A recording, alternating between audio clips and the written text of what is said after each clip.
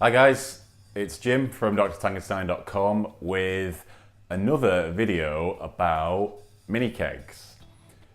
Now, about a year ago, I put out a video, what I thought was going to be a nice, short, informative video on this cool little way that I like to store and serve my beer. Now, this video has harvested more questions and interactions than any other I've put out there, so I guess I maybe didn't do such a good job. So here we are, a year older. I thought I would do an update, share some other things I've been playing with in this field, and maybe answer some questions that you guys have posed. Now, over the year, I've upgraded my entire system. I've now got a full kegerator with a couple of corny kegs in there, a gas line, taps on it.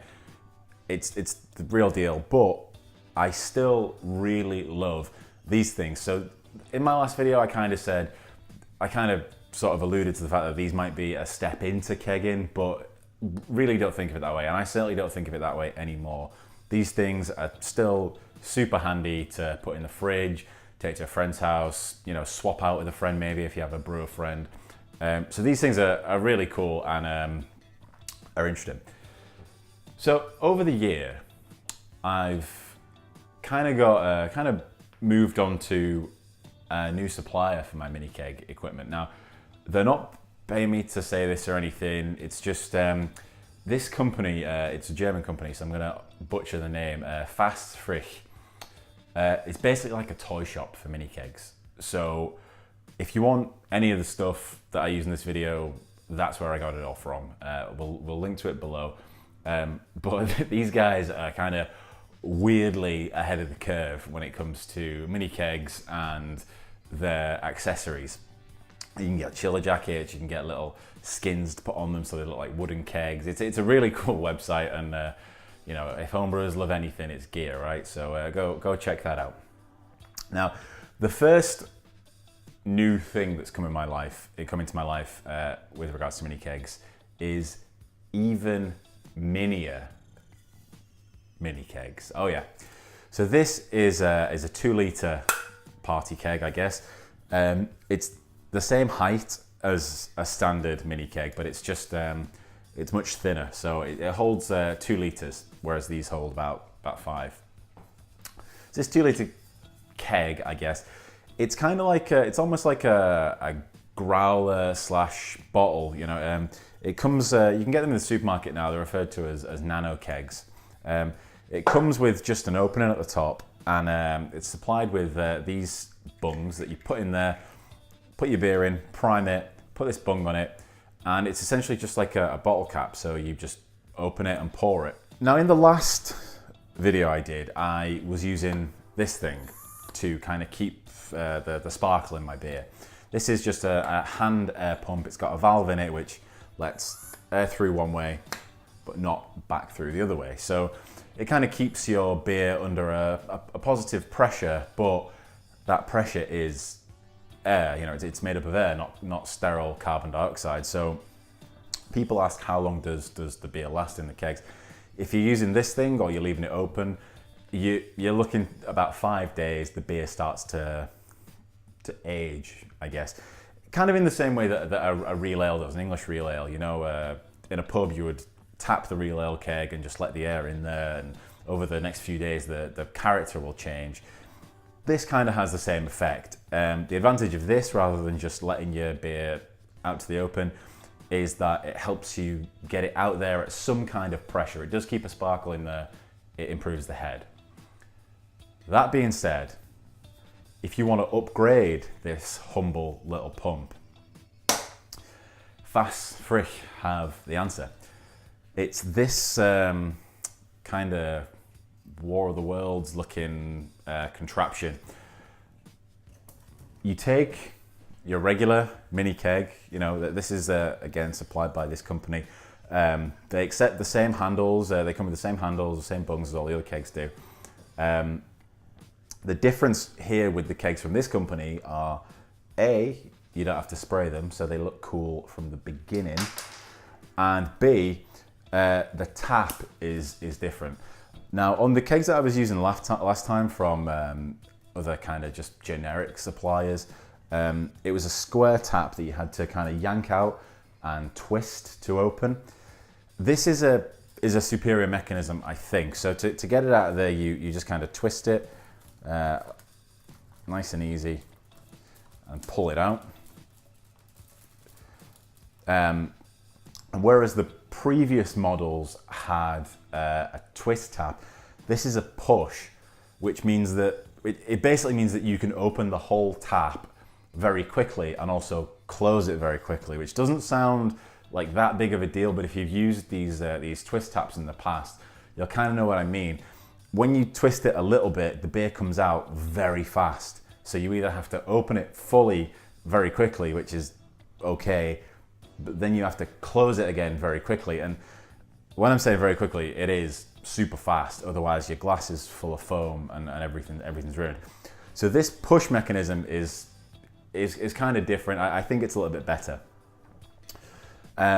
So like I say, this keg comes with the same things. It's still magnetic, so you can put your cool little labels on there. Now to use this, I guess, what would you call it? I guess a beer freshener, I guess. You first have to open the inbuilt tap on the keg, as I've done here. Remove the handle, because it's going to clip on top. And just pour a few pints, you know, just let the beer run under its own pressure.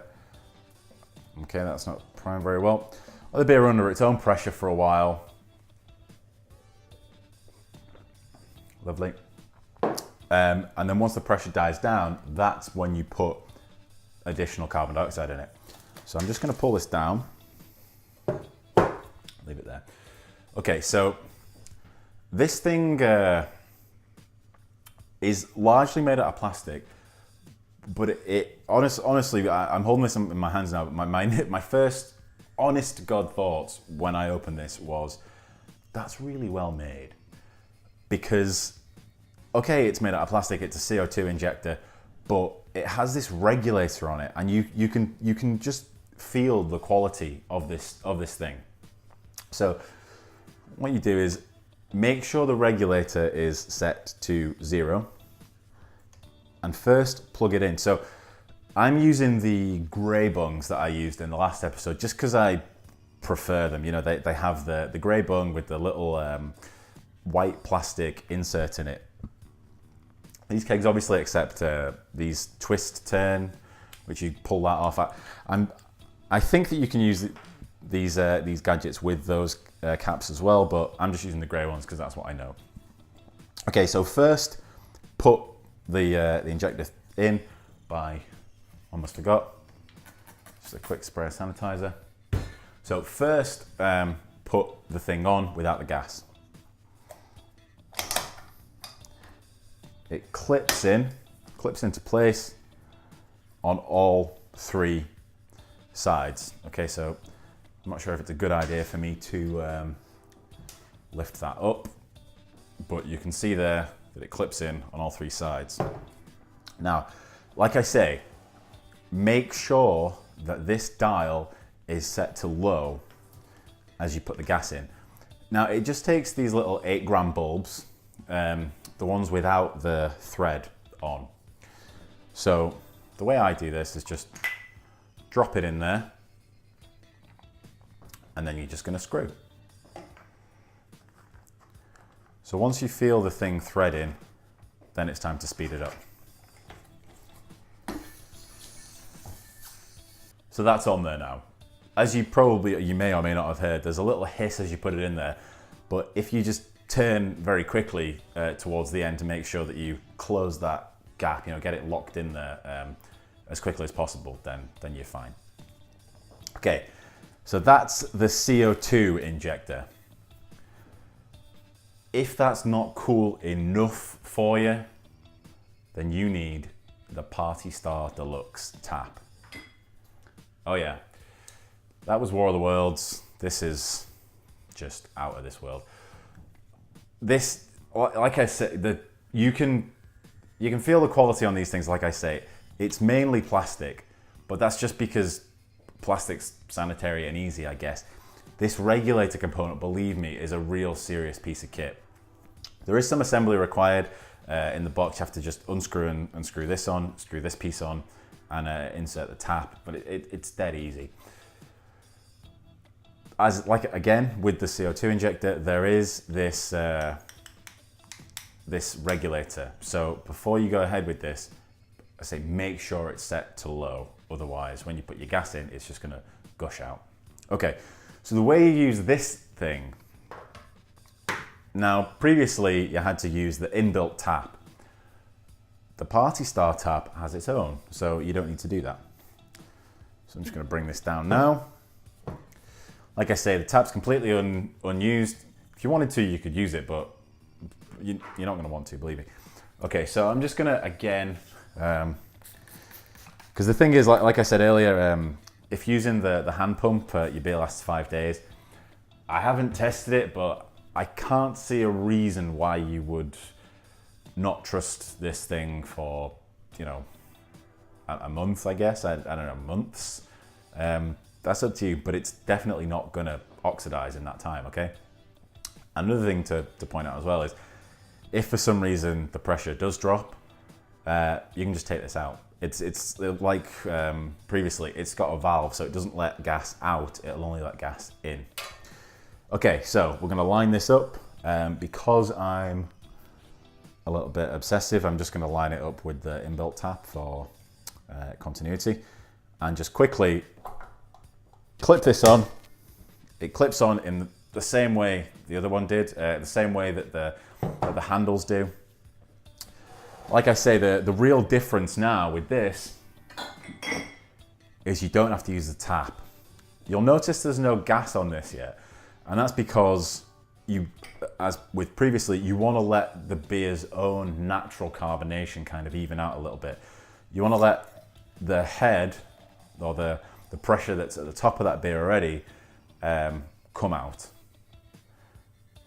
And I think that we might have done that. I'm happy with that anyway. Okay, so now it's exactly the same mechanism as previously. 8 gram bulb. This is the back part. Drop it in there, and just as with before, once you feel that tighten up, just turn very quickly.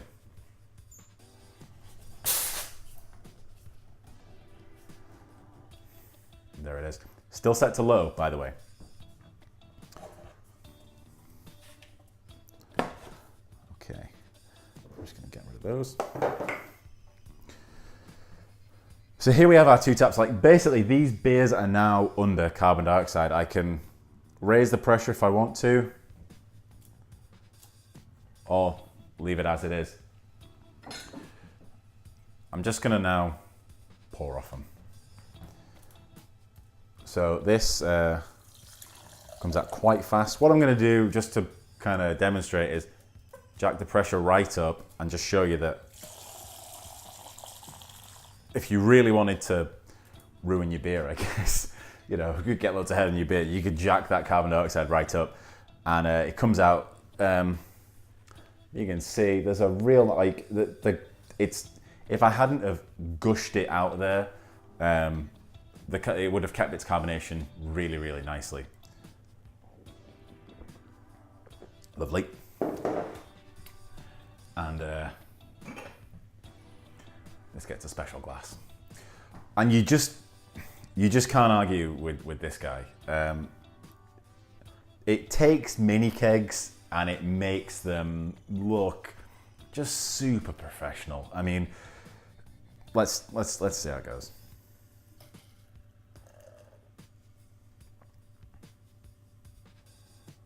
Okay, again, nice and easy, steady flow. So I'm just gonna, again, for demonstration, jack the carbon dioxide right up. Oh.